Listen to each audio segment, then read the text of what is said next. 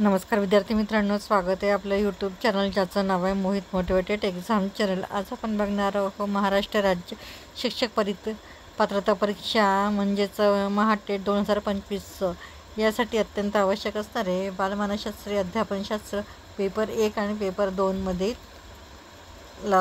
काही विकासाच्या अवस्था। चला तर मग सुरुवात करूया व्हिडिओला। तर डॉक्टर आर.एस. जॉन किंवा हरलॉक यांच्या मतानुसार विकासाच्या अवस्थेचे 2 भाग पडतात। पहिला आहे जन्मपूर्व अवस्था आणि दुसरा आहे जन्मोत्तर अवस्था।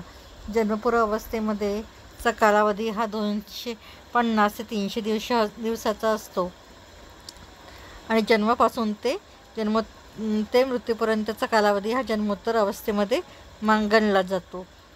जन्मपूर्व अवस्थेमध्ये जननावस्था, गर्भावस्था, भ्रूणावस्था, अर्भकावस्था अशा अवस्था दिसून येतात। तर जन्मोत्तर अवस्थेमध्ये जन्मापासून ते मृत्यूपर्यंत, जन्मापासून तर 2 आठवडे ते 10 आठवडे, 10 आठवडे ते जन्मापर्यंत, जन्मापासून 1 महिना।